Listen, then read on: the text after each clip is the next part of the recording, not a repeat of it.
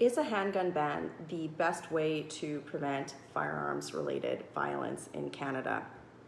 So a handgun ban has been something that's been floated recently by the Mayor of Toronto, as well as the Liberal government has recently said that they are examining the possibility of a handgun ban in Canada. So before I start talking about this, I want to be very clear about something. Gun violence is terrible. As somebody who has both lived through an incident of gun-related violence and is a legal firearms owner myself, I'll say that when gun violence happens, it shocks our community, it disturbs our sense of peace, it really uproots the life of anybody involved if you're lucky enough to survive it. It is something that is preventing firearms-related violence in Canada is something that is a worthy policy goal. It's something that we actually should be very much focused on. The question is how?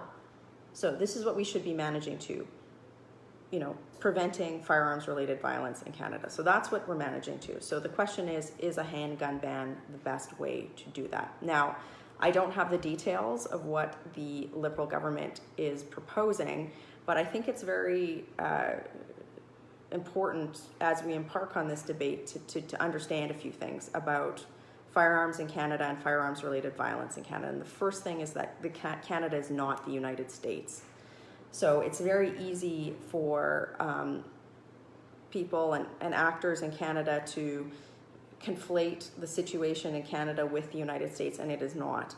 I encourage you to watch some of my previous videos on my journey to obtain a firearms license, but long story short, it took me almost a year to obtain a firearms license. I had to go through 2 full-day courses, pass very rigorous exams at an 80% standard.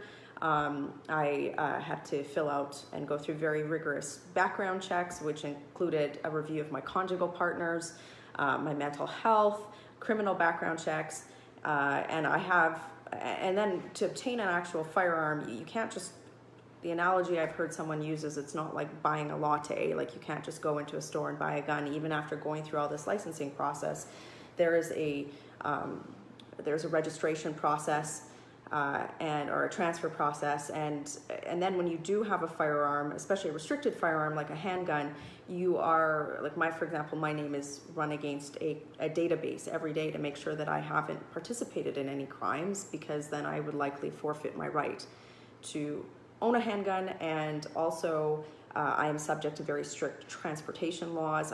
This is not the United States. You can't just open carry or take your gun around. You have to actually, there are only a few places that you can take it to. You have to have it very locked and secured, and there's a lot of rigorous safety standards for storing it in your place of residence. So it is not. This is not the United States. To obtain a handgun in Canada, it's a very, very rigorous process. And this is where you're going to say, well, Michelle, why do you need a handgun? Like, why? You're in an urban area. Why do you do this? Because there is only one legal reason you can own a handgun in Canada, and that is to participate in the sport of sports shooting, which I do. I am a sports shooter. Not a particularly good one yet, but I am learning. But it's a sport that, we send Olympians to and Paralympians to. We cheer our athletes. There are athletes that we cheer behind, and these are people who are very, the members of the sports shooting community in Canada, of which there are many. I saw one figure that there are over 500,000 restricted license holders in Canada. These are people who understand they're the most strictly vetted people in this country, so they are taking safety seriously.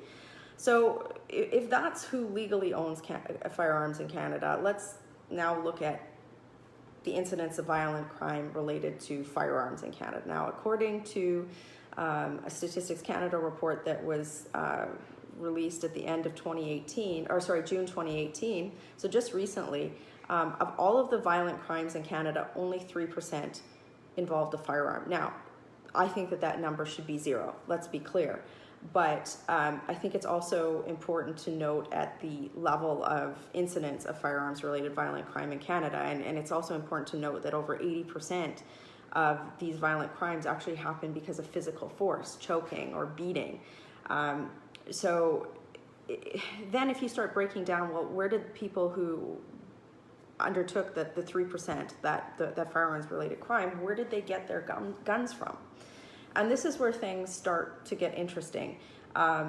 Trudeau's Minister Bill Blair was recently on an interview, and he said that 70% of all of the crimes guns seized while he was Toronto City Chief of Police were from the United States.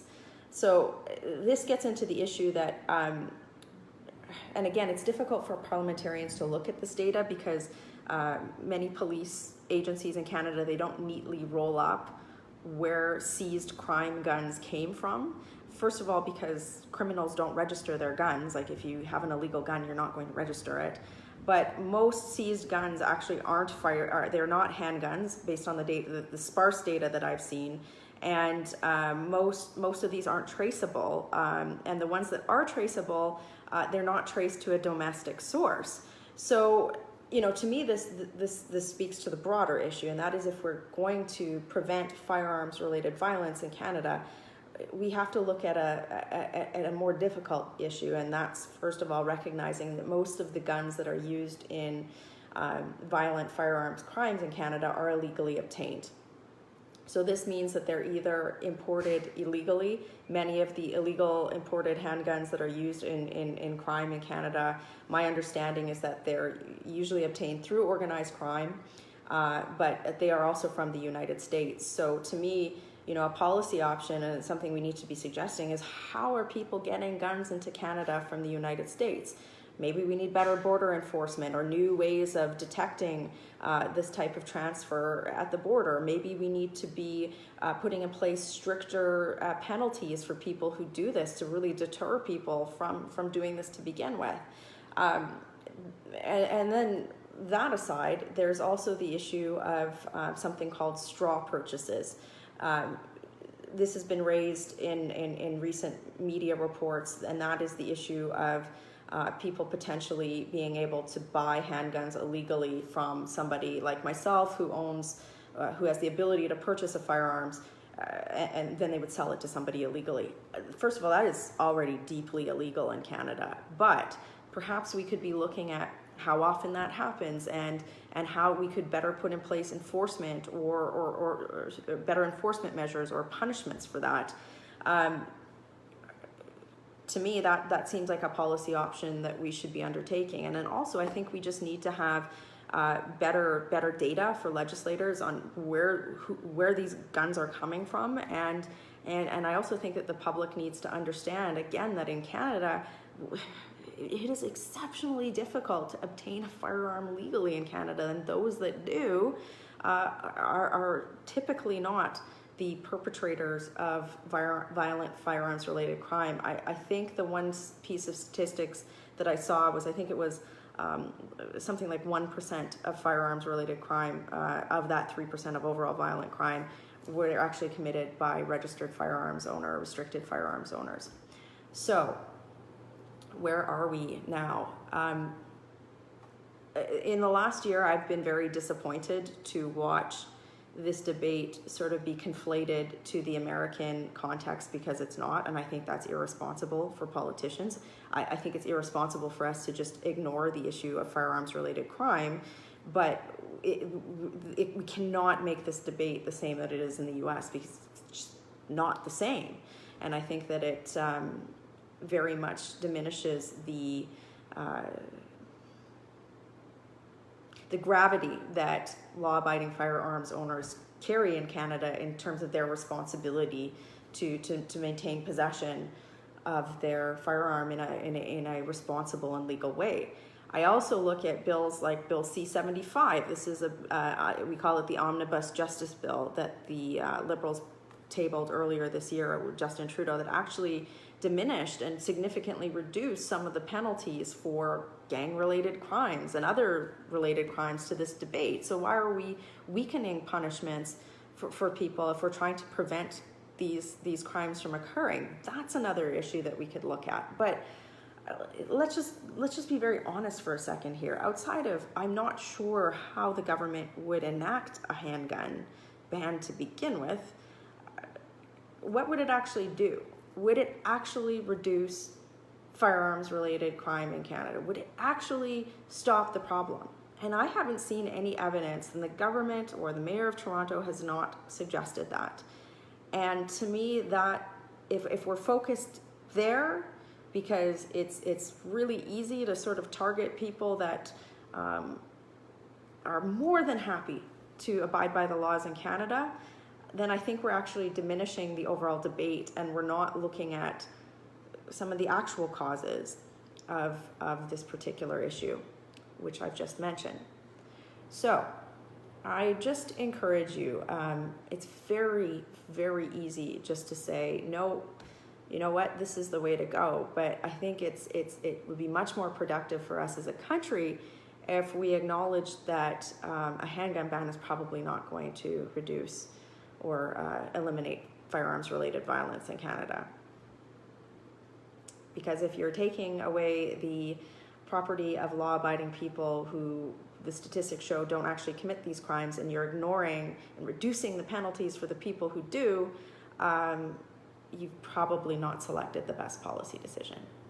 But that's not an easy political discussion, is it? But it's probably the right one, and it's the one that I'm committed to having. So if you guys end up talking about gun politics at your dinner table, make sure that you arm yourself with some of the facts first.